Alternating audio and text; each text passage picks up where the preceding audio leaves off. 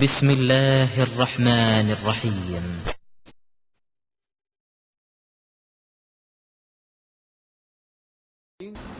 எல்லாமல்ல அல்லாஹுவின் நல்லடியார்களே, எல்லாமல்ல அல்லாஹுவால் மறுமை நாளையில் சொர்க்கம் என்ற மாபெரும் ஒரு பரிசை பெறுவதற்காக, அந்த இறைவனுடைய மாபெரும் அன்பளிப்பை அடைந்து கொள்வதற்காக இந்த உலகத்தில் அவன் சொன்ன நல்லறங்களை, அவன் காட்டிய, அவன் கூறிய அறிவுரைகளை இஸ்லாத்தை ஏற்று நடக்கக்கூடிய ஒவ்வொருவரும் பின்பற்றி நடக்க வேண்டும் என்று திருமறை குர்ஆனிலேயும்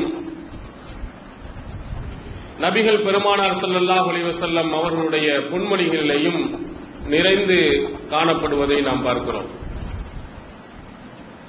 இந்த மறுமையினுடைய மிகப்பெரிய ஒரு வெற்றிக்கு நாம் செய்ய வேண்டிய நல்லறங்களை மக்களிடம் நாம் ஆர்வமூட்டும் பொழுது, அதை செய்யுமாறு அறிவுரை கூறும் பொழுது, பரவலாக மக்களிடத்தில் இருந்து வரக்கூடிய பதில், எங்களுக்கு நேரம் இல்லை, அதை செய்வதற்குரிய வாய்ப்புகள் எங்களுக்கு கிடைக்கவில்லை, எனக்கு இந்த வேலைகள் இருக்கிறது, கடைக்கு செல்ல வேண்டியிருக்கிறது, உழைக்க வேண்டியிருக்கிறது, என் குடும்பத்திற்காக வேண்டி செலவழிக்க வேண்டியிருக்கிறது என்று ரொம்ப தெளிவாக இந்த நல்லறங்கள் செய்வதற்கு நேரங்கள் எங்களுக்கு கிடைக்கவில்லை என்று பரவலாக சொல்லுகிறார்கள்.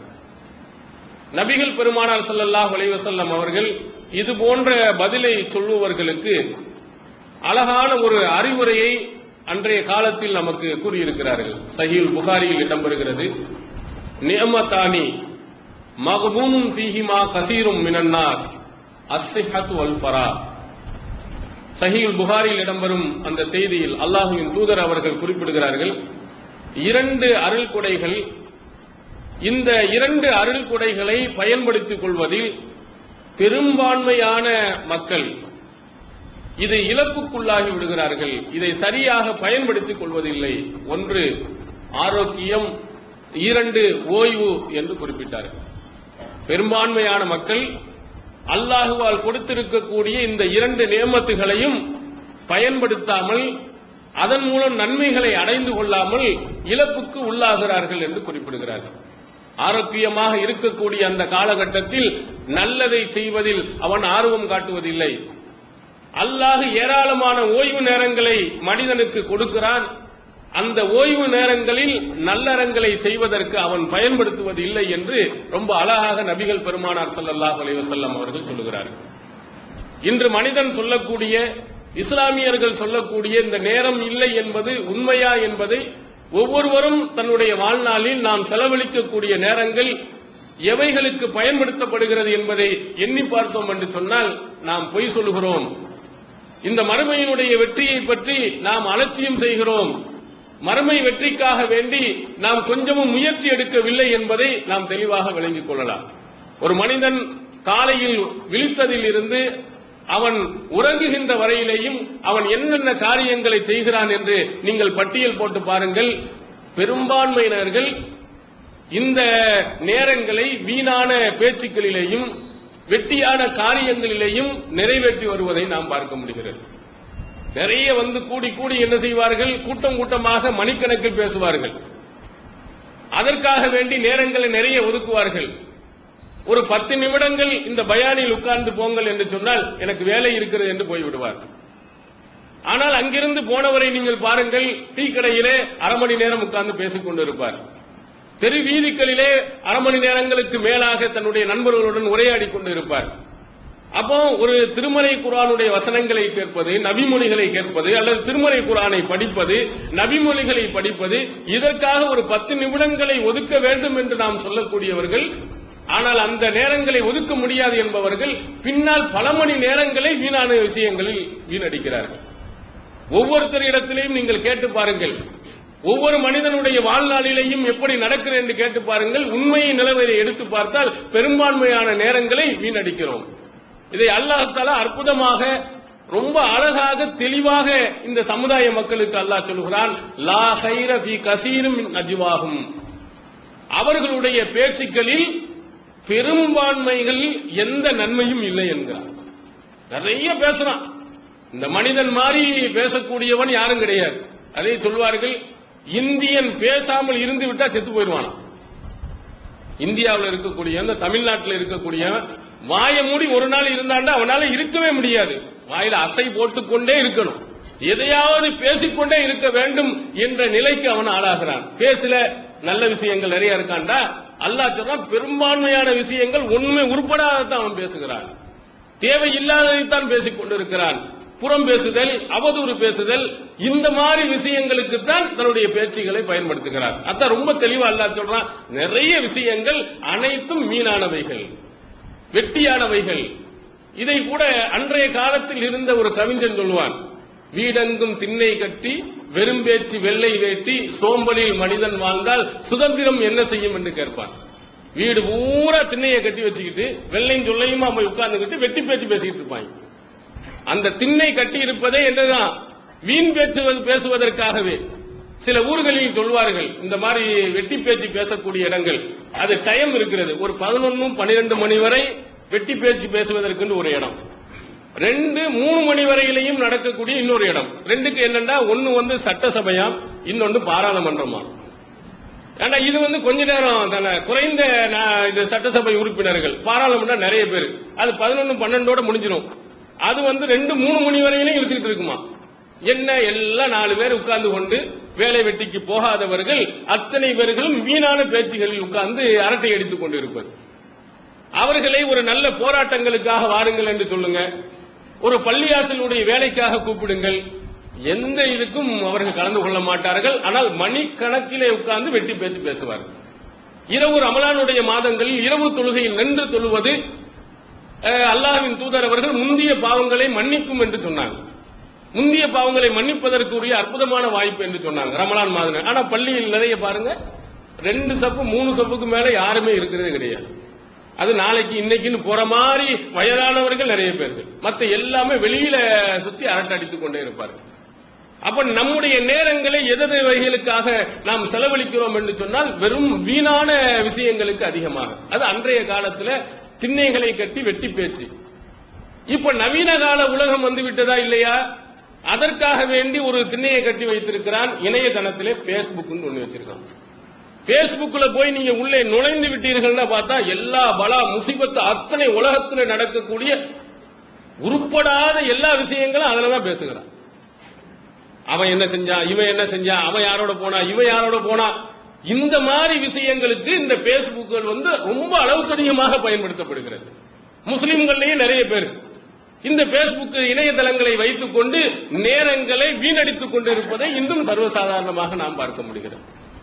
அப்ப அன்றைய காலத்தில் ஒரு முறை, இன்றைய கால நவீன யுக்திக்கு தகுந்த மாதிரி நேரங்களை, இவ்வளவு நேரங்களை வேஸ்ட் அடிக்கிறான். அவனுக்கு திருமறை குர்ஆனை ஓத தெரியுமா? கேளுங்க, ஓத தெரியாது. நபிமொழிகளை படித்திருக்கிறியா? கேளுங்க, ஒன்னும் தெரியாது. ஆனா மத்த எல்லா உலகத்தில் உள்ள அத்தனை விஷயங்களையும் கரைச்சு குடிச்சிருப்பான். ஒரு சகோதரர் ஒரு இடத்தில் கேட்கிறார், ஏதோ ஒரு ஹதீஸ் இருக்காம, அது அந்த பூக்காரி இதுல இருக்குதாமே அப்படிங்கிறான். என்னடா பூக்காரி இல்ல, யாரு இருக்கா? பூக்காரி கோயில் வாசல் உட்கார்ந்து இருப்பா, அல்லது பஸ் ஸ்டாண்ட்ல உட்கார்ந்து இருப்பா, பூக்காரிட்டே இருக்கா. ஓஹோ, அந்த புகாரியத்தான் சொல்றாளோ என்னவா? புகாரிய பூக்காரின்னு படிக்கிற அளவுக்கு மார்க்கத்தோடு தொடர்பு அவனுக்கு. ஆனா கேளுங்க, கிரிக்கெட்டை பத்தி கேளுங்க, விளையாட்டு துறையை பத்தி கேளுங்க, ஜப்பான், சைனா, சீனா, ஆஸ்திரேலியா, பிரிட்டன், அவங்களுடைய பெயர் பூரா மூக்குல தான் நம்ம சொல்லணும், வாயில பேச முடியும். அதை பூரா அப்படி நுனிநாக்கள் அற்புதமா சொல்லுவான். இங்க இருக்கக்கூடிய நபி மொழிகளை பற்றி, அதனுடைய ஹதீசுகளை பற்றி எங்க தொடர்பு நேரம் ஒதுக்குறது இல்லையே. மணிக்கணக்கில் வெட்டி பேச்சு பேசுறதுக்கு ஒதுக்கக்கூடிய நேரத்தில் குர்ஆனை படிப்பதற்கு ஒதுக்கு, அதை படிப்பதற்காக நேரங்களை வழங்கு. ஒருத்தரும் பார்க்கறது கிடையாது. மற்ற விஷயங்கள்லையும் கிரிக்கெட்ல அவ்வளவு ஆரம்பத்தில் இருந்து A to Z அத்தனையும் அத்துபடியா அவனுக்கு தெரியும். ஆனால் மார்க்கத்தை பற்றி கொஞ்சம் கூட அவர்களுக்கு தெரிவதில்லை. குர்ஆனை பார்த்து ஓதுவது தெரிவதில்லை. அப்ப அதற்காக வேண்டி எந்த நேரங்களையும் ஒதுக்குறது இல்லை. அடுத்தவனை பற்றி புறம் பேசுவது, அடுத்தவர்களை பற்றி அவதூறு பேசுவது, இதுல தான் நிறைய. நீங்க போய் ஒரு 4 பேர் சேர்ந்து உட்கார்ந்து இருக்கும் பொழுது உள்ள நீங்க போய் நுழைந்து பாருங்க, என்ன பேசுறானே, எவனையாவது பத்தி பலா முசீபத்து கலவிட்டு இருப்பாங்க. அந்த மாதிரி நேரங்களை தான் நம்ம நிறைய ஒதுக்குகிறோம் அல்லாஹ் தஆலா சொல்கிறான். ஆனால் சிலர்கள் இருக்கிறார்கள், இல்லாமன் அமரபி சதகா, ஒருவனை தவிர அல்லாஹ் சொல்கிறான், யார் தர்மம் செய்யுமாறு அந்த அவையிலே கட்டளை எடுக்கிறானோ, அவ் மஅரூஃபின், அல்லது நல்ல விஷயங்களை ஏவுகிறானோ, அவ் இஸ்லாஹிம் பைனன்னாஸ், மக்களுக்கு மத்தியில் இணக்கத்தை ஏற்படுத்தக்கூடிய விஷயங்களை இருக்கிறானோ, இந்த மாதிரி ஆட்களுக்கு அஜிரன் அலீமா, அல்லாஹ்வின் திருப்தியை நாடி இவன் நடந்து கொள்வானே ஆனால் இவனுக்கு மகத்தான கூலியை கொடுப்போம் என்று அல்லாஹ் சொல்லுகிறான். விதிவிலக்கு கொடுக்கிறான். வெட்டி பேச்சு பேசக்கூடியவர்களிலே அதிகமானவர்கள் வீணாக இருக்கிறார்கள். ஆனால் சிலர்களை தவிர அவர்கள் சேர்ந்திருந்தார்கள், தர்மத்தை பற்றி பேசுவார்கள், நல்லறங்களை பற்றி பேசுவார்கள், பிரச்சனைகள் மக்களுக்கு மத்தியில் இருந்தால் அதை சமாதானத்தை ஏற்படுத்துகின்ற விஷயத்தில் பேசுவார்கள். இவர்களுக்கு மறுமை நாளில் மகத்தான மிக பிரம்மாண்டமான கூலியை கொடுப்போம் என்று சொல்லுகிறார். நம்ம அப்படி பேசியிருக்கிறவான்னு பாருங்க. 4 பேர் சேர்ந்து இருக்கும் போது நம்முடைய நண்பர் ரொம்ப கஷ்டப்படுறான்பா, ரொம்ப ஏழ்மை நிலையில் இருக்கிறான், நீ ஒரு 25,000 ரூபாய் கொடு, நீ ஒண்ணு கொடு, 1 லட்சம் ரூபாய் கொடுத்து அவனுக்கு கொடுப்போம், அப்படி பேசியிருக்கிறோமா? நம்ம 2 பேர் 4 பேர் சேர்ந்து அமர்ந்து இருக்கின்ற பொழுது கஷ்டப்படக்கூடியவனுடைய கஷ்டத்தை போக்குகின்ற விதத்தில் நம்முடைய அந்த அவைகள் அமைந்திருக்கிறதாண்டா இல்ல. அதே போல நல்ல விஷயங்கள், ஒரு மிகப்பெரிய ஒரு போராட்டம் நடக்க போகிறது. இந்த போராட்டத்திற்கு மக்களை அதிகமாக சேர்க்கின்ற பொழுதுதான் காவல்துறை பயப்படும், அரசாங்கம் பயப்படும், நம்முடைய உண்மையான கோரிக்கைகளை வென்றெடுக்க முடியும். நம்மளால் முடிந்தது என்ன செய்யறது? பொருளாதாரத்தை கொடுக்கிறதா, மக்களை திரட்டுவதா, இதற்கு என்ன ஆலோசனை அப்படின்னு சேர்ந்து நம்ம உட்கார்ந்து பேசி இருக்கிறோமா? இல்ல. இஸ்லாமின் பைனன்னாஸ், மக்களுக்கு மத்தியில் இருக்கக்கூடிய பிரச்சனைகள், அவங்க வீட்டுல எப்ப பார்த்தாலும் சண்டையா இருக்குது, சண்டையே இவனால தான் நிறைய நடந்திருக்கு, இவங்க கொடுக்கிற பிரச்சனைகள்ல, இவங்க சொன்ன பொய்யான விஷயங்கள்ல நிறைய சண்டைகள், இப்படி நிறைய சண்டைகள் நடக்கின்ற அந்த நேரத்தில் அவர்களுக்கு மத்தியில் ஒரு சமாதானத்தை நம்ம ஏற்படுத்துவோம் அப்படின்னு நம்ம ஆய்வு செஞ்சிருக்கிறோமா?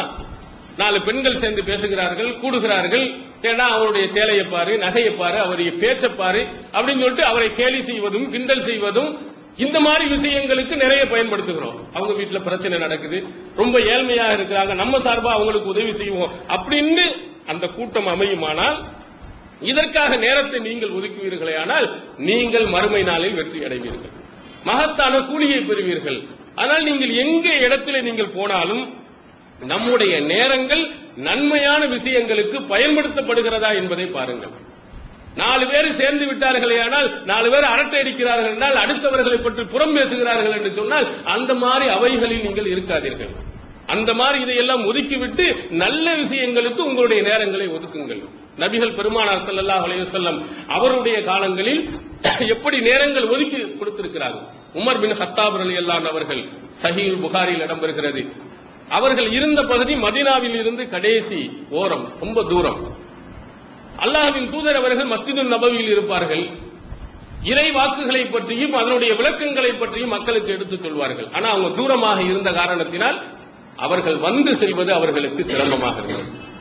அதனால் என்ன செய்தார்கள்? அவர்களுடன் இருந்த இத்பான் பின் மாலிக் ரலியல்லாஹு அன்ஹு அவர்களும் உமர் ரலியல்லாஹு அன்ஹு அவர்கள் முறை வைத்திருக்கிறார்கள். குன்னா நதனாஉன் நுஸூல் அலா அஹதி ரசூலுல்லாஹி ஸல்லல்லாஹு அலைஹி வஸல்லம் யன்ஸில் யௌமன் வ அன்ஸில் யௌமா.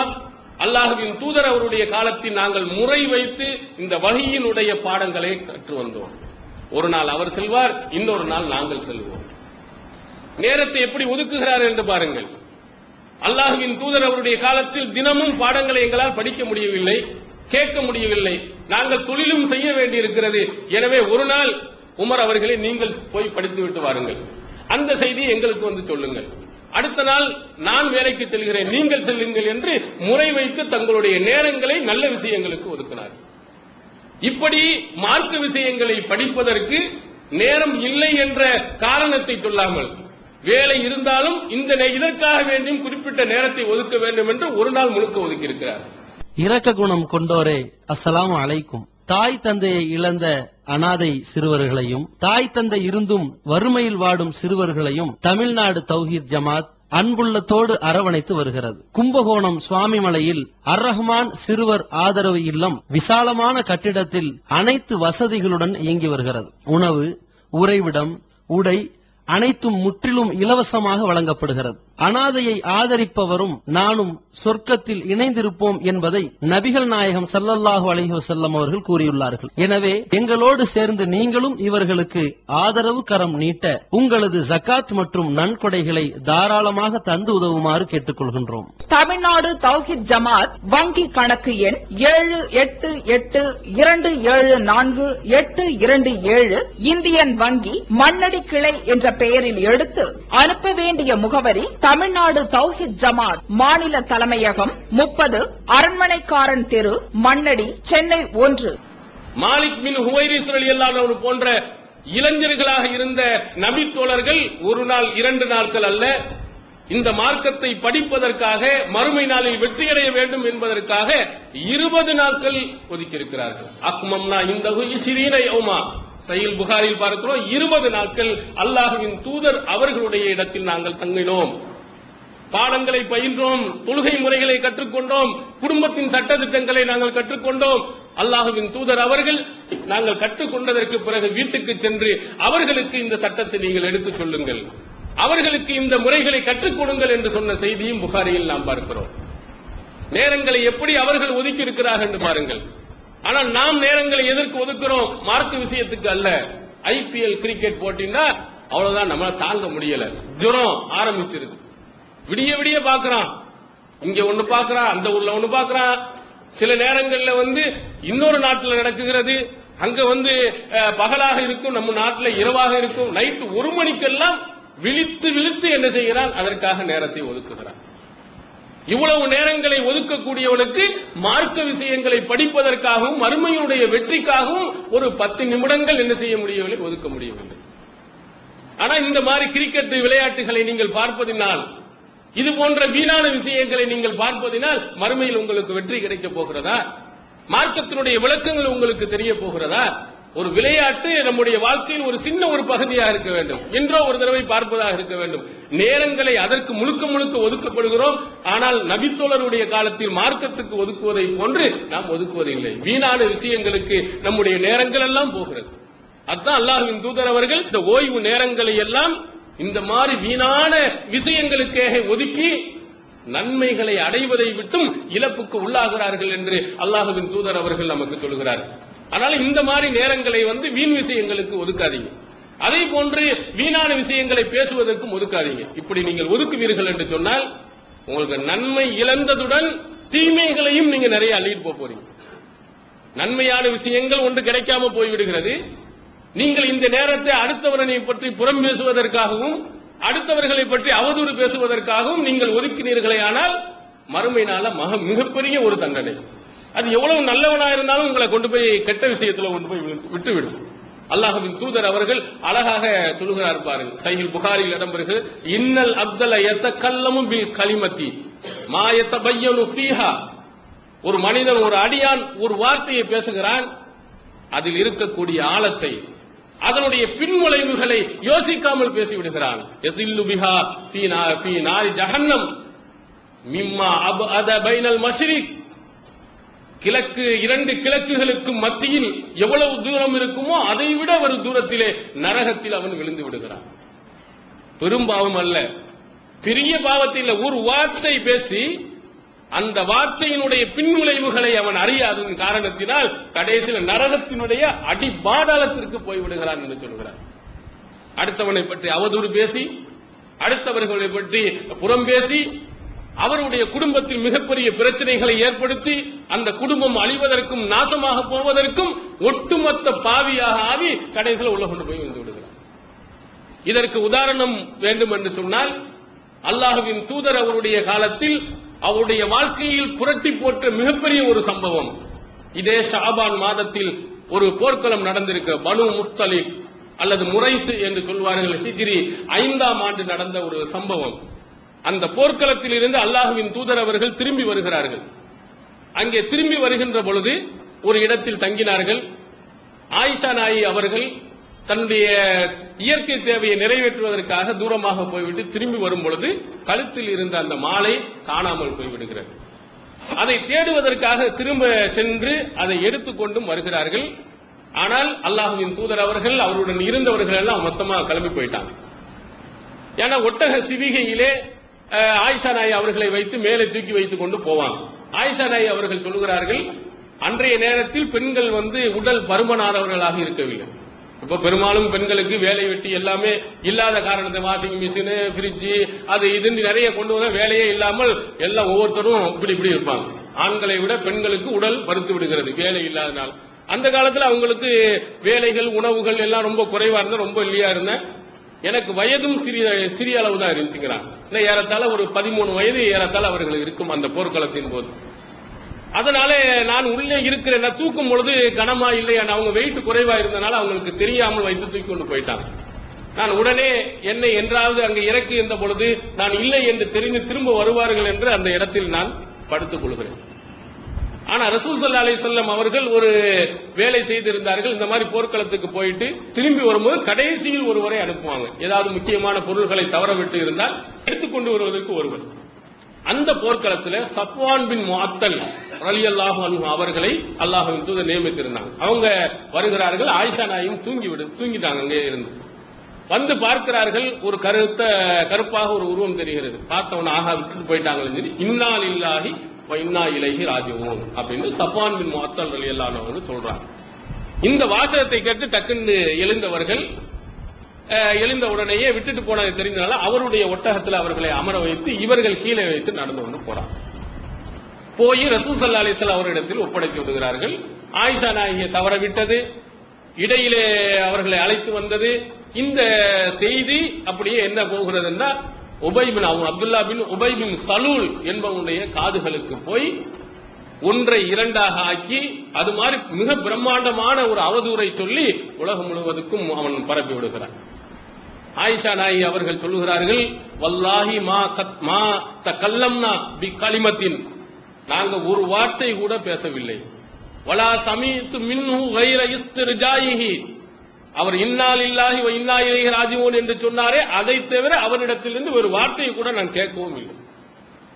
நம்ம வெளியே போனா ஏன் இப்போ எப்படி விட்டுட்டு போனாங்க, எங்க போனீங்க, ஏன் இப்படி விட்டுட்டு போயிட்டாங்க அப்படின்னு சொல்லிட்டு ஒரு அரை மணி நேரமாக கதை பேசிட்டு போனோம். ஆனா ஆயிஷா நாயகி அவர்கள் சொல்கிறார்கள், அவரும் எதுவும் கேட்கல. இன்னா லில்லாஹி மார்க்கப்படி ஒரு சோதனையை கண்டால் இஸ்லாம் என்ன சொல்லுகிறதோ அதைத்தான் அவரும் செஞ்சார். இன்னா லில்லாஹி வ இன்னா இலைஹி ராஜிஊன் என்ற ஒரு வார்த்தையை தவிர அவரிடத்திலிருந்து ஒரு இது கூட கேட்டது. ஏதோ ரெண்டு பேசினாங்க, கிழிஞ்சிட்டு போனாங்க, எதையாவது செஞ்சுட்டு போனார்கள் என்று சொன்னால் ஏதாவது ஒன்று சொல்வதற்காவது வாய்ப்பு இருக்கும். ஒரு வார்த்தை கூட நான் கேட்காத நிலையில் தான் இங்க கொண்டு வந்து விட்டார்கள். ஆனால் செய்தி பரவுகிறது. யார் மூலமாக பரவுகிறது என்று சொன்னால் முஸ்லிம்கள் இருக்கக்கூடியவர்கள் இடத்திலையும் சேர்ந்து போகிறது. அல்லாஹ் தஆலா சொல்கிறார், இந்த அவதூறு விஷயங்கள் எங்கேந்து வருகிறதுன்னா உஸ்பத்தும் மின்கும், உங்களில் இருந்து ஒரு குழுவினரிடத்தில் இருந்தே வந்திருக்கிறது. முஸ்லிம்களாக இருக்கக்கூடிய நீங்களே என்ன செய்தீர்கள், இந்த அவதூறு விஷயத்தை பரப்பி இருக்கிறீர்கள் என்று அல்லாஹ் சூரத்து நூறுல கண்டித்து சொல்கிறார். இந்த மாதிரி அவதூறு விஷயங்கள் வருகின்ற நேரத்தில் இதை நீங்கள் கேட்டிருந்தால் லன்னல் முஃமினூன வல் முஃமினாத் பி அன்ஃபுஸிஹிம் கைரா, அவர்கள் இந்த மாதிரி விஷயங்களை கேட்கின்ற நேரத்தில் மூமினான ஆண்கள் மூமினான பெண்களும் அவர்கள் விஷயத்தில் நல்லதை எண்ணி இருக்கக்கூடாதா? இது மிகவும் அபாண்டமான அவதூறு என்று சொல்லி இருக்க கூடாதா என்று அல்லாஹ் தஆலா கண்டிக்கிறார். எந்த ஆதாரமும் கிடையாது, எதற்கும் எந்த சான்றுகளும் கிடையாது. 4 சாட்சிகளை நிரூபிக்க வேண்டும். ஒன்றுமே இல்லாமல் மாட்டுக்கு ஒருத்தன் சொல்லுகிறான், நீங்களும் நம்பி சொல்லிக் கொண்டிருக்கிறீர்கள். இதனால அவர்களுடைய வாழ்க்கை எவ்வளவு பாதிக்கப்பட்டது தெரியுமா? அந்த போர்க்களம் போய்விட்டு வந்தவுடனே ஆயிஷா நாயகி அவர்களுக்கு உடல்நலம் பாதிக்கப்படுகிறது. 1 மாதம் உடல்நலம் சரியில்லாம இயற்கையிலேயே ஆனது. பிறகுதான் அவர்களுக்கு தெரிகிறது இந்த மாதிரி நம்மை பற்றி அவதூறு சொல்லப்படுகிறது. அது கேட்டவுடனே லா யர்கவு தமுன் வலா அக்தஹிலு பினஹும், நான் அன்று அழுது கொண்டே இருந்தேன், அன்று முழுவதும் நான் உறங்கவும் இல்லை. என்னுடைய இந்த அழுகை அன்னல் புகா ஃபாலிகுன் கபிதி, என்னுடைய ஈரலை பிளந்து விடுமோ என்று எண்ணும் அளவிற்கு நான் அழுது கொண்டே இருந்தேன் என்று ஆயிஷா நாயகி அவருடைய உள்ளத்துல எப்படி நினைத்திருப்பார்கள். எதையாவது பேசணுமா, சிரிச்சமா, கை ஏதாவது தொட்டமா, ஒரு வார்த்தை கூட பேசாமல் இவ்வளவு பெரிய அவதூறு வந்து விட்டதை என்று அவருடைய உள்ளம் வெடித்து விடும் அளவிற்கு மிகப்பெரிய ஒரு சோதனை அவர்களுக்கு ஆளானது. இதுல கலந்து கொண்ட முஸ்லிம்களுடைய சில பெயர்கள் ஹதீஸில் புகாரி, முஸ்லிம் உட்பட பல நூல்கள்ல பதிவு செய்யப்பட்டிருக்கு. பெரிய நபித்தோழராக அல்லாஹ் தூதர் அவர்கள் சிறந்தவர்களாக சொன்ன ஹஸ்ஸான் பின் சாபித் அவங்க இதுல இடம்பெற்றிருக்கிறாங்க. மிஸ்தாஹ் பின் உசாசா யார் அபூபக்கர் ரலியல்லாஹு அன்ஹு அவருடைய சின்னமாவினுடைய மகன், அவர் இடம்பெற்றிருக்கிறாரு. ஹம்னா பின் ஜஹஷ் ரலியல்லாஹு அன்ஹா ரசூலுல்லாஹ்வுடைய மனைவி ஸைனப் பின் ஜஹஷினுடைய சகோதரி. இந்த 3 பேர்களுடைய பெயர்களும் பதிவு செய்யப்பட்டிருக்கு. இந்த திருமதி என்ற நூலிலே அல்லாஹ்வின் தூதர் அவர்கள் அவதூறு சொன்னதற்காக வேண்டி 2 ஆண்கள் ஒரு பெண்ணுக்கு ஹத் 80 கசையடி கொடுத்ததாகவும் பதிவு செய்யப்பட்டிருக்கு. யார் பெரிய நபி தோழர்கள், அல்லாஹ்வின் தூதர் உன்னுடன் ஜிப்ரீல் இருக்கிறார், பதிலடி கொடும் கவிதையில் என்று ரசூலுல்லாஹ் ஹஸ்ஸான் பின் சாபித்தை பார்த்து சொல்லி இருக்கிறாங்க. அவ்வளவு அற்புதமான கவிஞராக இருந்தவர் இப்படி போயிட்டாரு. மிஸ்தாஹ் பின் உசாசா எப்படிப்பட்டவர்? பத்ர் போர்க்களத்தில் கலந்து கொண்டவர். அவங்களுடைய தாய் சொன்னாங்க, தாய் மிஸ்தாஹ் நாசமா போய்விட்டான் அப்படின்னு சொல்லும் போது ஆயிஷா நாய் சொல்றாங்க, ஏன் பத்ர் போர்க்களத்தில் கலந்து கொண்டவரை பற்றி இப்படியா திட்டீங்கன்னு சொன்னா, அவதூறு சொன்னதுல அவனும் ஒருத்தன் அப்படின்னு அவங்க அம்மா திட்டுகிறார்கள். பத்ர் போர்க்களத்திலே அல்லாஹ்வின் தூதர் அவர்கள் யமலு மாஷஅத்தும் ஃபக்கத் வஜபத் லக்குமுல் ஜன்னah, நீங்கள் விரும்பியதை செய்யுங்கள், அல்லாஹ் சொர்க்கத்தை கடமையாக்கி விட்டான் என்று புகழ்ந்து பாராட்டப்பட்ட பத்ர் போர்க்களத்தில் கலந்து கொண்டவர். இப்படிப்பட்டவர்கள் எல்லாம் இதுல போய் நுழைஞ்சுறாங்க பாருங்க. நம்மளும் சரி நம்மால் தானே உள்ள போய் விட்டோம் என்று சொன்னால் இந்த நிலைமை ஏற்படும் என்பதனால் தான் இஸ்லாம் கண்டிக்கிறது, போகாது. இதா மர்ரு பில் லக்வி மர்ரு கிராமா, குர்ஆன் சொல்கிறது, இந்த வீணான விஷயங்களை இந்த மூமின்கள் கடந்து சென்றால் கண்ணியமாக ஒதுங்கி போய்விடுவார். இன்னொரு இடத்துல அல்லாஹ் ரொம்ப தெளிவாக சொல்லுகிறான், இதா சமியுல் லஹ்வ, வீணான விஷயங்களை அவர்கள் கேள்விப்பட்டால் அரது அன்ஹு, அவர்களை விட்டு புறக்கணிப்பார்கள். காலு, அவர்கள் சொல்வார், லனா மாலுனா வலக்கும் ஆமாலுக்கும், எங்களுக்கு சில வேலைகள் இருக்குப்பா, உங்களுக்கு இந்த வெட்டி பேச்சு பேசுற வேலைகள் இருக்கு, நாங்க இந்த மாதிரி இதுல கலந்து கொள்ள மாட்டோம் என்று சலாமுன் அலைக், உங்கள் மீது அல்லாஹ்வுடைய அருள் புரியட்டும், நீங்க திருந்தட்டும் அப்படின்னு சொல்லிவிட்டு அவர்கள் போய் விடுவார்கள் என்றும் திருமறை குர்ஆன்ல அல்லாஹ் தஆலா சொல்றார். இந்த மாதிரி யாராவது நடந்தார்களே ஆனால், பேசினார்களே ஆனால் அவங்களை திருத்துங்க.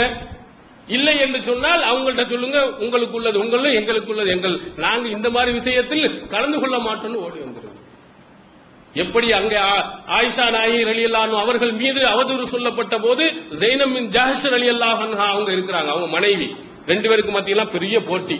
அழகுல ஆயிஷா நாயகிக்கு நிகராக இருந்தவர்கள் ஸைனப் பின் ஜஹஷ் ரலியல்லாஹு அன்ஹா அவர்கள். அவர்களிடத்தில் இருந்த மிகப்பெரிய சிறப்பு, அல்லாஹ் தஆலா வலியாக இருந்து திருமணம் முடித்து வைத்தான். 2 பேருக்கு தான் பெரிய போட்டி இருந்ததாக ஆயிஷா நாயகி அவர்கள் சொல்கிறார். அவங்ககிட்ட கேட்கிறாங்க, ரசூல் ஸல்லல்லாஹு அலைஹி வஸல்லம் கேட்கிறாங்க, ஆயிஷாவை பற்றி என்ன நினைக்கிறார், அவங்க தப்பு செய்யற மாதிரி தெரிஞ்சாங்க. அழகாக சொன்னார்கள், ஒரு மூமினானவன் எப்படி நடக்க வேண்டுமோ, வேற எதுல போட்டி இருந்தாலும் எதுல சண்டை இருந்தாலும் பொய் நம்ம பேச, அவதூறு சொல்லக்கூடாது என்பதற்காக, யா ரசூலல்லாஹ் அஹ்மி சம்இ வ பஸரி, என்னுடைய காதையும் என்னுடைய செவிப்புலனையும் பார்வையையும் நான் பாதுகாத்துக் கொள்கிறேன். வல்லாஹி மா அலிம்து இல்லா கைரா, அல்லாஹ்வின் மீது ஆணையாக அவர்கள் விஷயத்தில் நல்லதை தவிர வேற எதையும் நான் செய்வியர்கள். ஆனா அவங்க சகோதரி எல்லாரும் பேச்சை கேட்டு அவதூறை பரப்பினார்கள். ஆனா ஆயிஷாவுக்கு மிகப்பெரிய போட்டியாக இருந்த ஸைனப் பின் ஜஹஷ் ரலியல்லாஹு அன்ஹா சொன்னாங்க, இந்த மாதிரி இதுக்கு இல்ல, நான் எதையும் நல்லதை தவிர எதையும் நான் கேட்கவில்லை, அவங்க ரொம்ப நல்லவர்கள் என்று அவங்க சொன்னாங்க. அப்ப இந்த மாதிரி நல்ல விஷயங்கள் பேசப்படுகின்ற நேரத்தில் அத மாதிரி விஷயங்கள்ல கலந்து கொள்ளும், தீமையான விஷயங்கள் பேசப்படுகிற நேரத்தில் நீங்கள் ஒதுங்கி இருங்கள், அதோட கலந்து கொள்ளாதீர்கள். அப்படி கலந்து கொள்வதனால் நாமும் மிகப்பெரிய ஒரு பாவத்திற்குரியவர்களாக, தண்டனைக்குரியவர்களாக அல்லாஹ் தஆலா நம்மை ஆக்கி விடுவான். எல்லாம் அல்ல அல்லாஹ் தஆலா நாம் அனைவர்களையும் நன்மையான விஷயங்களை பின்பற்றி நடப்பவர்களாக, நன்மையான விஷயங்களுக்காக நேரங்களை ஒதுக்கக்கூடியவர்களாக ஆக்கி விடுவானாக. பாஹிர் தாவானா அல்ஹம்துலில்லாஹ். அல்லாஹ்